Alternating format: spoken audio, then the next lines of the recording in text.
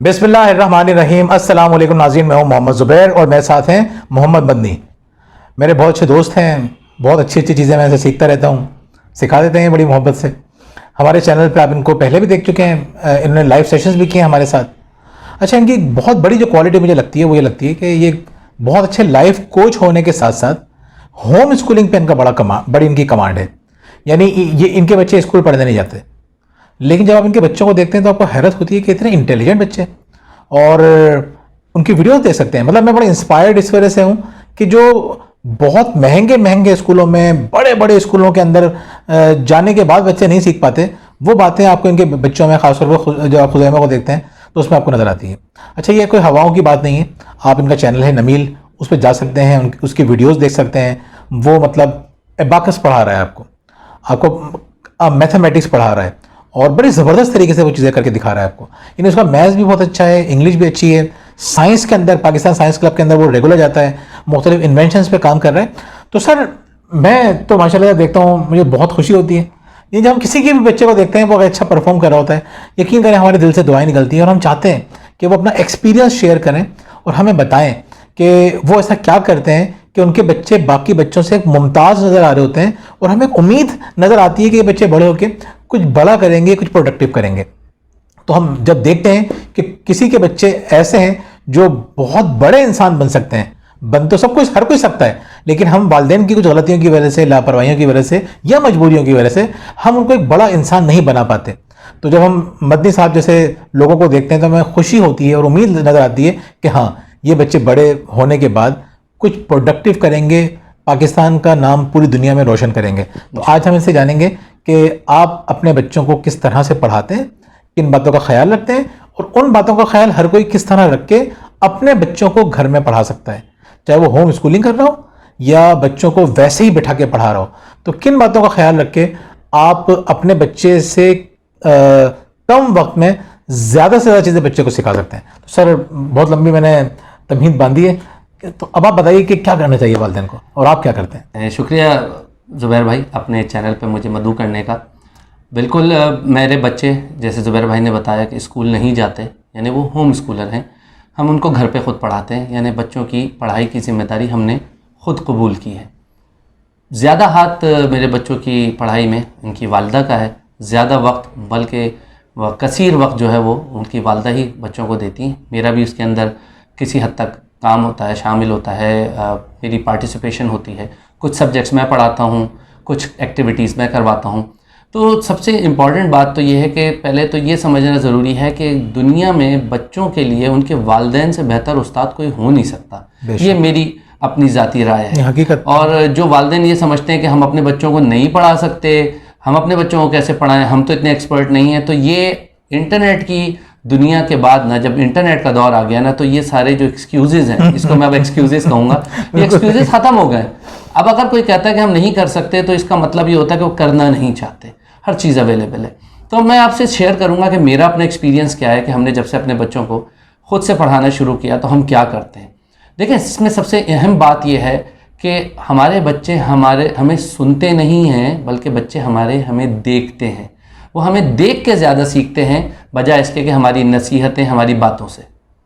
तो सबसे पहला काम ये करना है कि सबसे पहले अपने आप को ऐसा मिसाली नमूना बना के पेश करना है। एक मिसाल देता हूँ ज़ुबैर भाई, आप तो मुझसे मुश्किल तो नहीं है? लोग बोलेंगे हम तो मिसाली बन ही नहीं सकते, तो अपने बच्चों को नहीं, बहुत बहुत आसान है। इसके लिए थोड़ा सा कोशिश करना है। और जब आप कोशिश करते हैं, जैसे बच्चा जब क्रॉलिंग करता है, उसके बाद जब वो चलना सीखता है तो वो आहिस्ता आहिस्ता चलना सीखता है, बार बार गिरता है, लेकिन एक वक्त ऐसा आता है कि वो अपने कदमों पे खड़ा हो जाता है, बल्कि दौड़ने लगता है। यानी हमें बच्चों के एक बेहतर मुस्तकबिल के लिए इतनी कुर्बानी तो देनी पड़ेगी ना। इतनी तो कुर्बानी। और जब आप इससे निकलना शुरू, जब इसमें आप इसको प्रैक्टिस करना शुरू करते हैं, तो आप ये देखते हैं कि 1 या 2 बच्चों के बाद आप इसके एक्सपर्ट होने शुरू हो जाते हैं। आप एक्सपर्ट बन जाएंगे।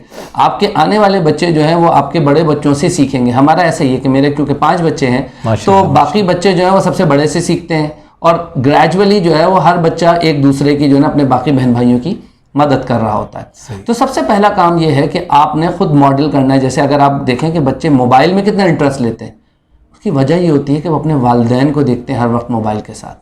वो ये देखते हैं कि मोबाइल एक ऐसी चीज़ है जो हमारे वालिदैन की तमाम तर तवज्जो जो है वो अपनी तरफ मबजूल कर लेता है। सारी तवज्जो ग्रास्प कर लेता है, तो बच्चे भी फिर वही चीज़ मांगते हैं।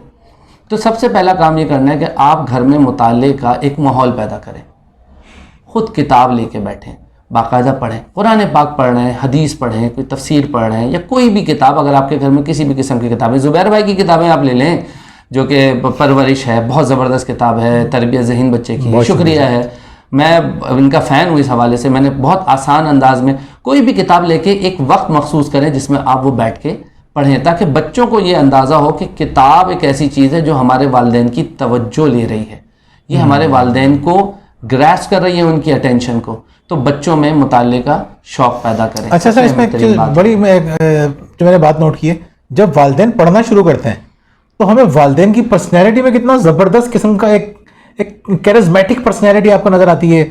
आपको नज़र आता है कि यार वो जब वो बात कर रहे होते हैं तो लोग उनको बड़े गौर से सुन रहे होते हैं, लोग उनको रिस्पेक्ट कर रहे होते हैं, पर्सनैलिटी खुल के आती है पढ़ने की वजह से।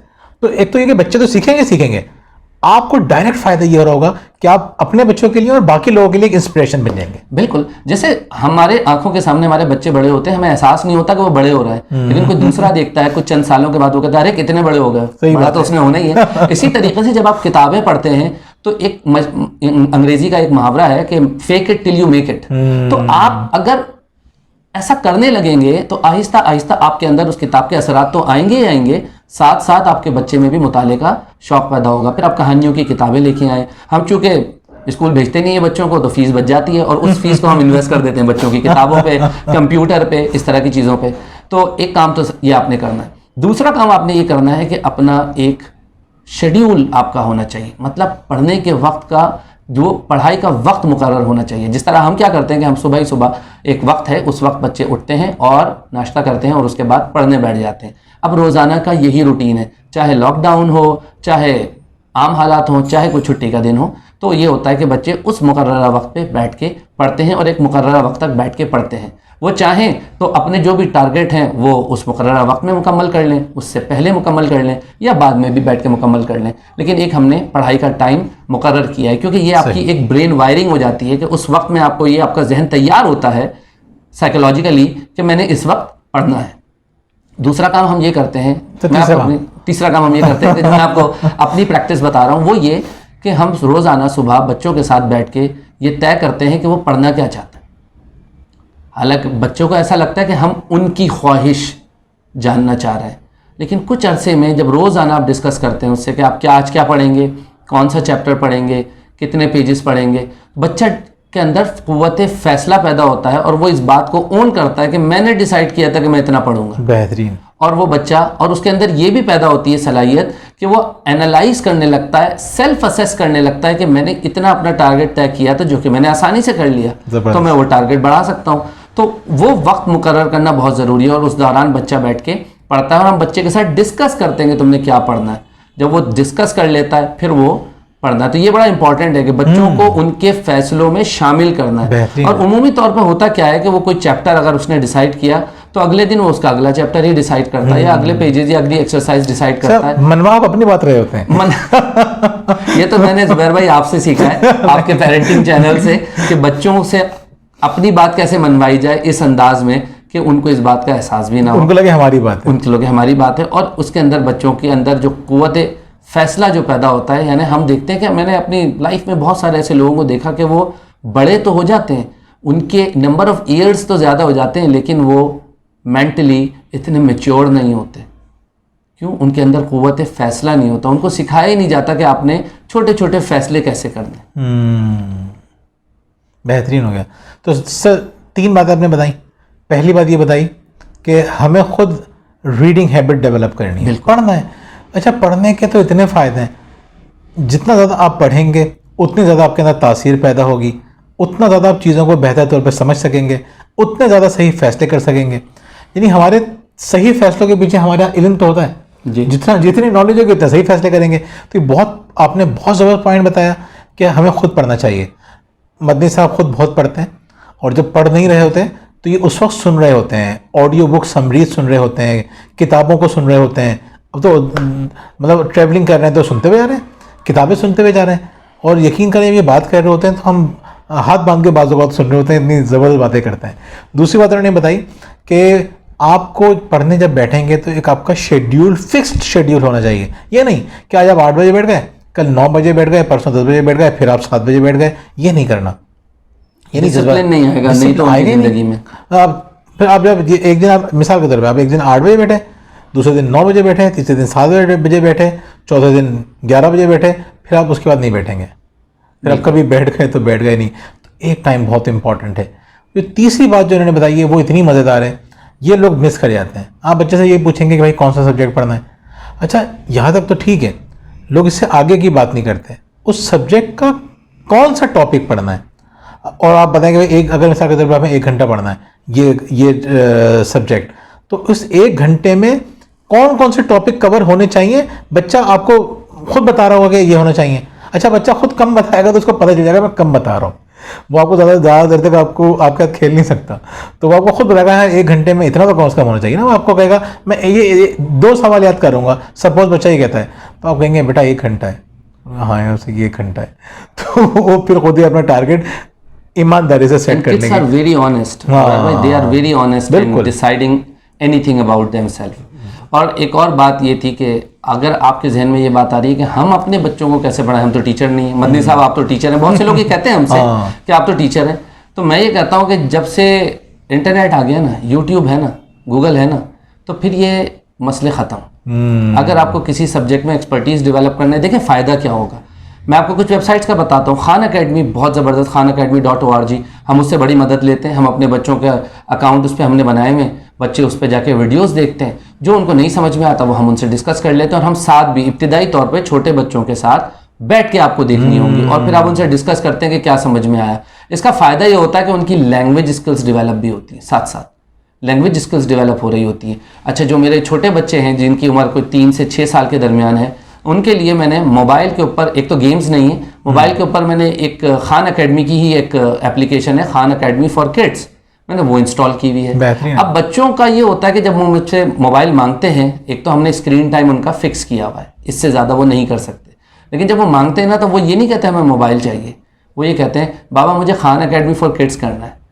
उसके अंदर बहुत सारी पोएम्स हैं, एजुकेशनल स्टफ़ है, सारा का सारा एजुकेशनल स्टफ़ है, स्टोरीज़ हैं, पोएम्स हैं, टेबल्स हैं, मैथ्स, इंग्लिश, सारे सब्जेक्ट उसके अंदर उन्होंने छोटे बच्चों के लिए कवर किए। और थोड़े अरसे में बच्चे आपसे अच्छा उसको ऑपरेट करना सीख जाते हैं। सही बात है। तो मोबाइल का भी बेहतर इस्तेमाल किया जा सकता है, साथ साथ स्क्रीन टाइम को कन्फाइन करना होगा, आपको फिक्स करना होगा कि इससे ज़्यादा स्क्रीन टाइम उनके लाइफ में नहीं होना चाहिए। तो आप साथ साथ सीखें भी और अपने बच्चों को भी सिखाएं। तो क्या होगा कि 1-8 साल के अंदर आप उस सब्जेक्ट में इतने एक्सपर्ट हो जाएंगे कि आप अपने बाकी बच्चों को भी वो सब्जेक्ट बहुत आसानी से पढ़ा सकते हैं।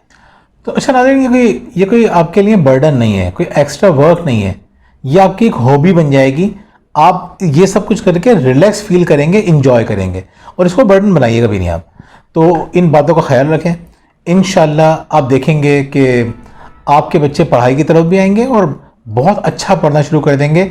जिन वालिदैन को ये शिकायत है कि हमारे बच्चे नहीं पढ़ते, उनकी शिकायत भी इंशाल्लाह दूर हो जाएगी। तो सर, आखिर में आपको कंक्लूडिंग रिमार्क्स आपके? मेरा बस मैं ये कहूँगा कि एक रिसर्च के तहत ये बात सामने आई कि स्कूल में बच्चे को इंडिविजुअल अटेंशन के कुल 11 मिनट मिलते हैं एक दिन में। जिस बच्चे को आप 360 से लेकर 420 मिनट के लिए स्कूल भेजते हैं, 6 से 7 घंटे के लिए, उस 400-450 मिनट के अंदर उस बच्चे को 11 से 15 minute on average individual attention मिलती है। तो क्या आप अपने बच्चों को 15 मिनट, आधा घंटा इंडिविजुअल अटेंशन नहीं देना चाहेंगे? आपसे बेहतर कौन उसको सिखा सकता है? अगर बच्चे को इंडिविजुअल अटेंशन जब आप देंगे, साथ साथ खुद भी सीखेंगे, तो आप ये देखिएगा कि आपका बच्चा स्कूल में भी अच्छा परफॉर्म करेगा, अगर स्कूल नहीं जाता तो घर में ही अच्छा परफॉर्म करेगा। आपको इसका फ़र्क नज़र आएगा। इसको करें, और आपके जहन में अगर कोई सवालात हों, मज़ीद कोई इश्यूज़ हों आपके जहन में, कोई कन्फ्यूजन्स हों, तो आप कमेंट्स में हमें बताएं। इंशाल्लाह हम इसका भी आपको तसल्लीबख्श जवाब देने की कोशिश करेंगे। बहुत बहुत शुक्रिया सर आपका, और नाज़रीन आपका बहुत बहुत शुक्रिया। कोई आपके सवालात हैं तो हमसे ज़रूर पूछिएगा। अगली वीडियो में इंशाल्लाह फिर मुलाकात होगी। मैं दोबारा सर को इन्वाइट करूँगा, रिक्वेस्ट करूँगा कि वो आएँ और हमसे किसी और टॉपिक पर बात करें। बहुत बहुत शुक्रिया। अल्लाह हाफ़िज़।